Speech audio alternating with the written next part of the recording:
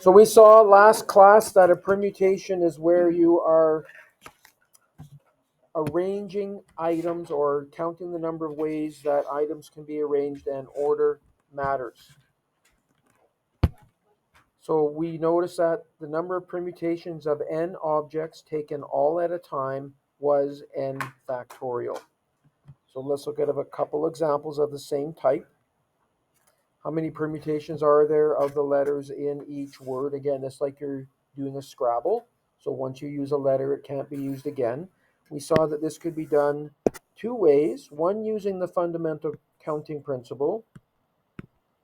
There are 6 letters there, which means you'd have 6 choices for the first letter, and then 5, and then 4, and so on. And you're multiplying these numbers together because this is an AND scenario. You have 6 choices for the first letter and 5 choices for the second and 4, and then so on. But we also saw that this could be done using factorial to simplify things a little bit. So you could multiply those 6 numbers together to get your answer, or do it in one step using the factorial key. By going 6, hit your math key over the probability, and number 4 in the list is factorial. Does the same thing, so that's 720. Arranging or permutations of the letters of the word Kelowna. This word has 7 letters. So there would be 7 factorial ways of doing that. Now, because what we just did, we got our answer for 6 factorial, the answer to part B could actually be written as 7 times 6 factorial, because we already have 6 factorial in our calculator. We just have to multiply it by 7, and that is the same as 7 factorial. So 5,040 different permutations of the letters of that word. So again, in each case, we're arranging all of the items in order matters, so we can use factorial. How many ways can 8 children line up at a water fountain? Well, that would be 8 factorial. You're arranging all 8 of them. And 8 factorial is 40,320. But we'll not always arrange the entire set of objects. So looking at this scenario, there are 7 members on the student council. How many ways can the council select 3 students to be chair, secretary, and treasurer of the council? Using the fundamental counting principle, you'd mark down 3 spaces, and it'd be 7 times 6 times 5. Fundamental counting principle. So that 7 times 6 times 5 could also be found by going 7 factorial over 4 factorial. By realizing to get 7 times 6 times 5, you'd have to have 7 factorial on the top, and because you want to cancel the 4 times 3 times 2 times 1, which is 4 factorial, that's why you put 4 factorial on the bottom. So essentially you're working backwards to get that expression. In the end, you want 7 times 6 times 5, which you could write as 7 factorial over 4 factorial, because the 4 factorials will cancel on top and bottom, and you're left with 7 times 6 times 5, which would be 210. So for questions like this, we use notation NPR. It's used to represent the number of permutations or arrangements in a definite order of R items taken from a set of N distinct items. And there's a formula for NPR. It's N factorial over N minus R factorial. And it's on the formula sheet, so you don't have to memorize it. But there's also an NPR function on the calculator. So this situation above, we did 7P3. That's what we did. You have 7 items or 7 people. You're selecting 3, and the order that they are arranged matters. So what we did up here is we did 7P3. According to the formula, the NPR formula, it's N factorial over N minus R factorial. Again, N is 7 because there are 7 people. You're arranging 3 of them. That's why R is 3, which gives us 7 factorial over 4 factorial, which should be 210. And we can check that. 7 factorial divided by 4 factorial does give us 210.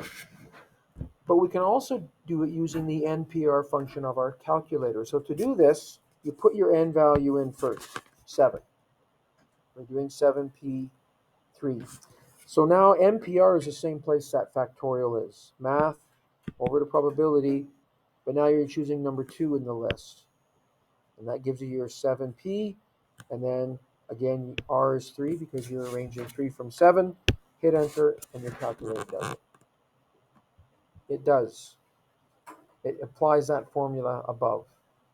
So you'd end up with 7 factorial over 4 factorial. Yes? Wait, what is the R variable? R is the number of the objects that are being arranged or selected.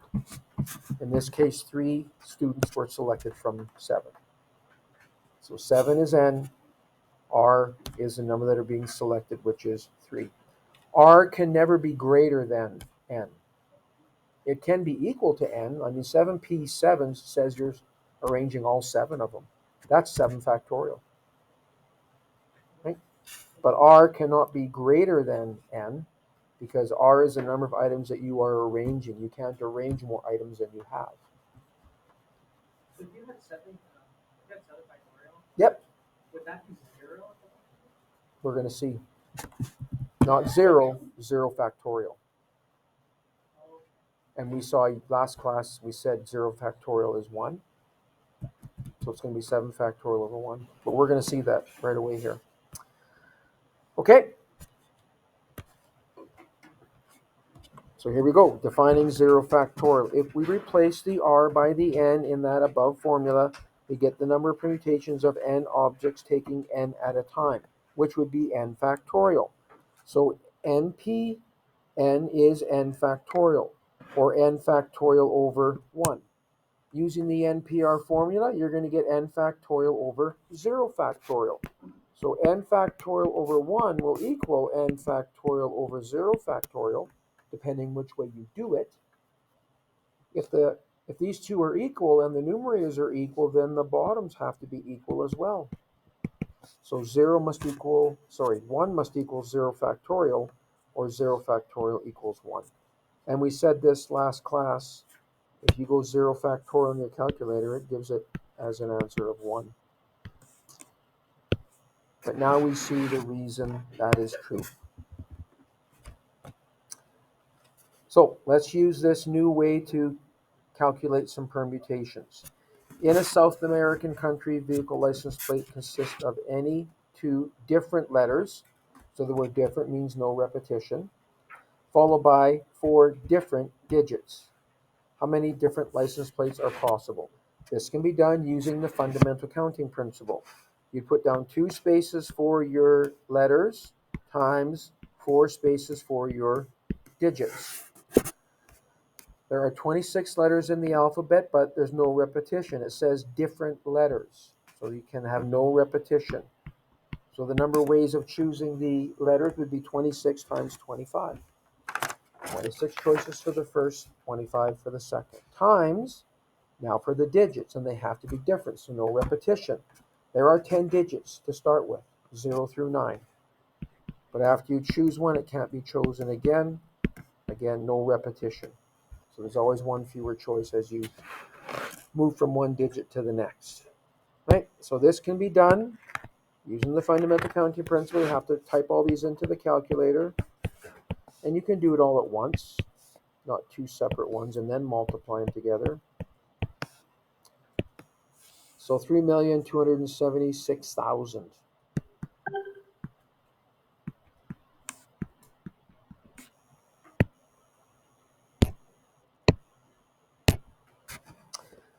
It could also be done using permutations, though. So first, and in this case, you'd have to do it in 2 separate steps. Your first step would be the number of permutations of the letters. You have 26 letters, you're choosing 2, and order matters. So that would be 26p2. And, so times, you're going to choose your digits. You have 10 digits to choose from, and you're going to choose 4, and order matters. So that second part would be 10p4. You can put this in your calculator all in one step. The first step being 26p2. And then you're going to have to use your arrow key to go over and then go times and then put your 10 in and you're going to do 10p4.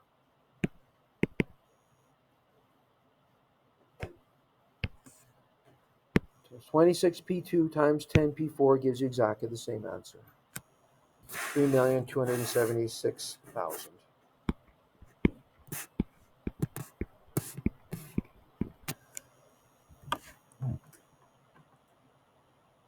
Okay? So the other thing we're seeing basically is when you're using fundamental counting principle, you're doing permutations. You can use permutations to do the fundamental counting principle. You can use fundamental counting principle to do permutations. So fundamental counting principle can only be used if order matters. Consider the letters in the word formula. How many different arrangements are there using all of the letters? Well, this word has 7 letters, so it'd be 7 factorial permutations. That's the easiest way.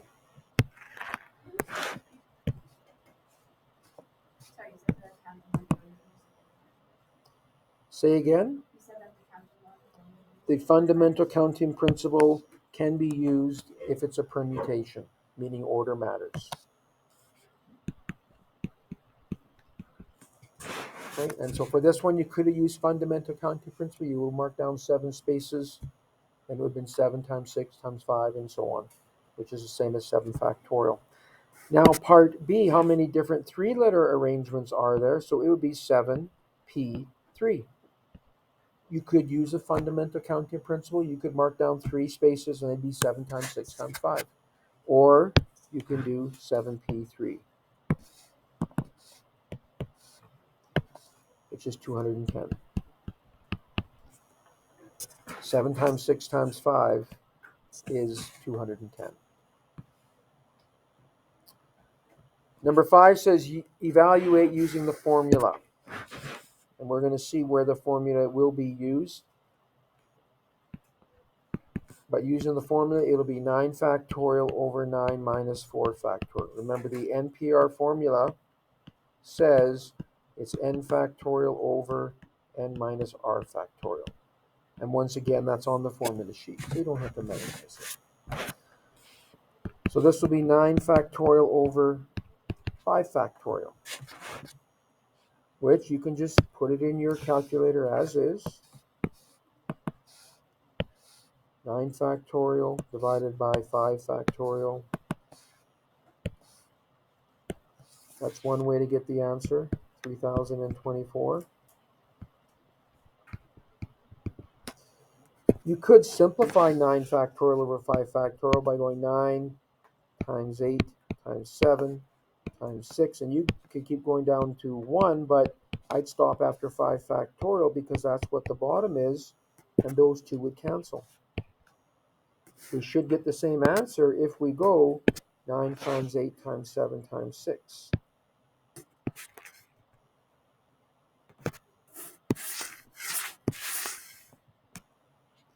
Nine times 8 times 7 times 6, same answer. Right?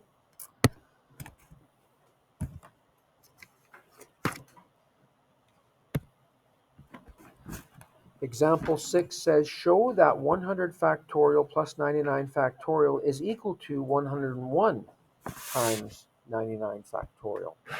So this can be done by working down that left side.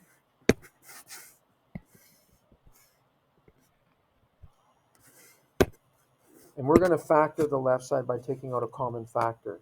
And to realize that there's a common factor here, the first term of 100 factorial would be 100 times 99 factorial. Like I could have gone 98, 97, 96. I could have gone as far as I wanted. But the reason I stopped at 99 factorial is because that is the value of our second term. The second term is also 99 factorial. So there is a common factor of 99 factorial there. We take that out as a common factor to get what's left inside the brackets. You would divide each term by the common factor.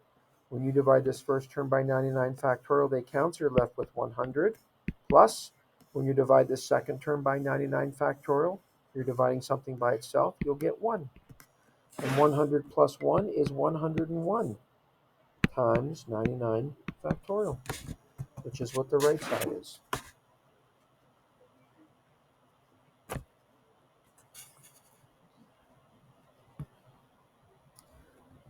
Example 7, solve the following equations. There have been questions like this on diploma exams before, only they would say determine, which means you have to show your work. Because you can definitely use trial and error, guess and check to do this. For example, just guess your first value of n. What if you thought maybe n would be 10? So 10, try that again, 10 math, 10p2, way too big, right? That's 90. So our answer for n has to be something less than 90. Let's try 8p2.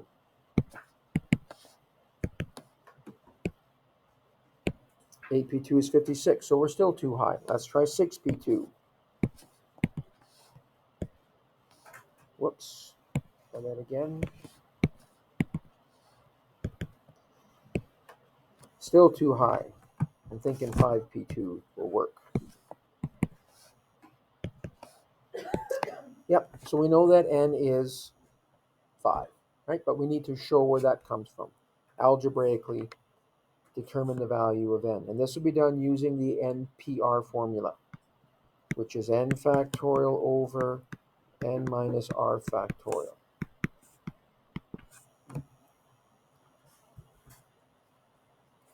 And last class we saw that we could simplify these expressions by expanding one of them to cancel out with the other.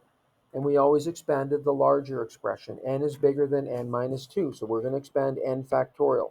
The first term is n. The next one is 1 fewer than n, which would be n minus 1. And we keep going to the next term, which is n minus 2. And whatever the last term is in the progression, you always put a factorial on it because that is the denominator. Those n minus 2 factorials can now cancel. Essentially, we're dividing top and bottom by n minus 2 factorial, which leaves us with 1s there. So now we can say n bracket n minus 1 equals 20. And to solve this, we need to multiply out the brackets on the left and bring the 20 over. We need to make the quadratic equal to 0 and then factor. The factors here will be n minus 5, n plus 4. Our solutions will come when each factor equals 0. So I'll get two answers, positive 5 and negative 4. We already knew our answer is going to be positive 5, but why does negative 4 not work?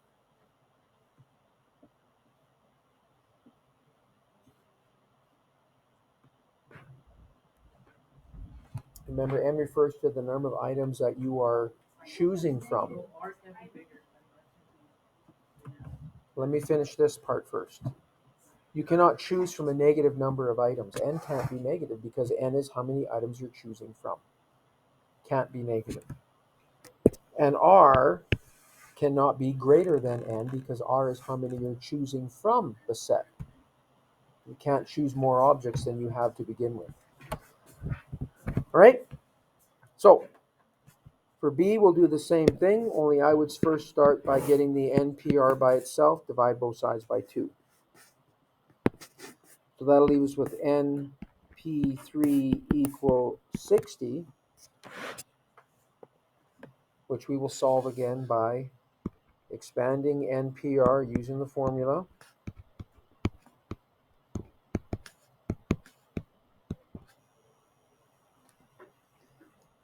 I can simplify on the left side by expanding n. The next one will be n minus 1. Need to keep going. Next one is n minus 2. Need to keep going. Now I have n minus 3. That's where I'll stop. Whatever that last term is, last factor is, we put a factorial on the end. And so now the n minus 3 factorials will cancel.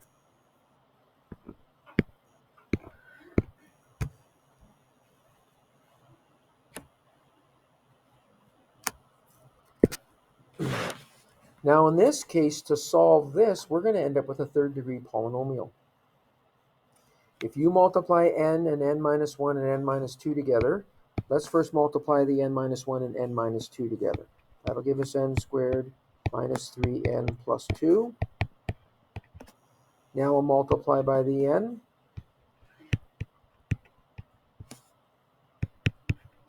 And I'll also bring the 60 over to the left side. Before we solve any equation, we make it equal to 0. And so now we need to factor this polynomial. And we spent a lot of time factoring polynomials. We said you could use your graphing calculator to find your first 0. That will give you your first factor. Then you can use synthetic division to find the other factor. So we put this equation into the calculator. X cubed minus 3x squared plus 2x minus 60.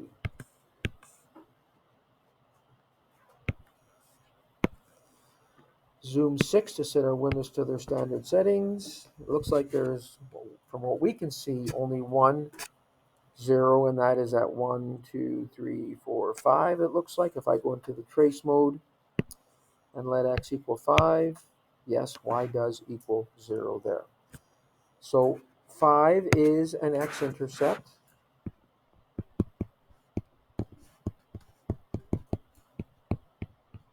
We get that from the calculator. So x minus 5 is a factor. And I guess we should say n minus 5 because our variable in this case is n. So to find out what our other factor is, we would divide that polynomial by n minus 5.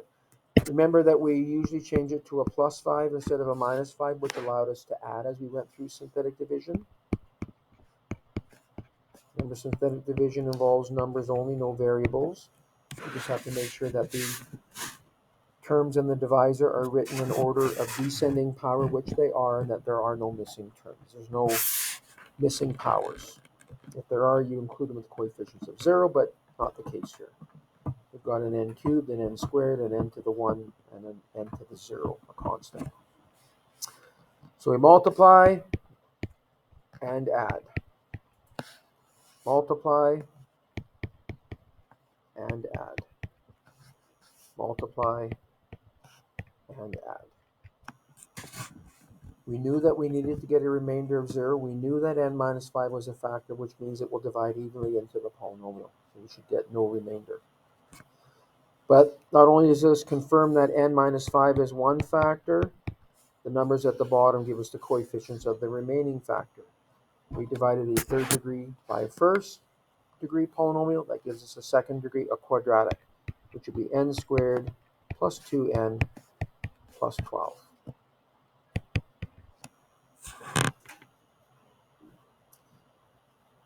Now that quadratic is not factorable. So if zeros do exist, they would be irrational, that you could find by checking the quadratic formula. But that wouldn't give us any answers because n, remember, is the number of objects you're choosing from. It can't be an irrational number. It can't even be a decimal. Both n and r will always belong to the set of whole numbers. Okay? So our only answer is n equals 5, which, if we go back to the original equation, we can check it. 2 times 5p3.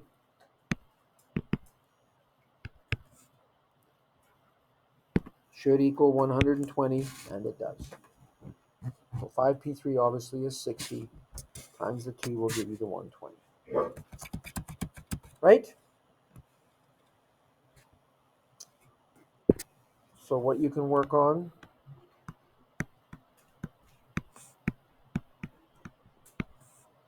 are these questions.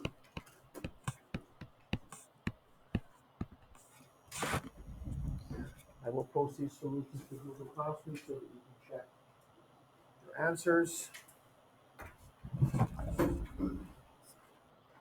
And we're going to go through the chapter 9.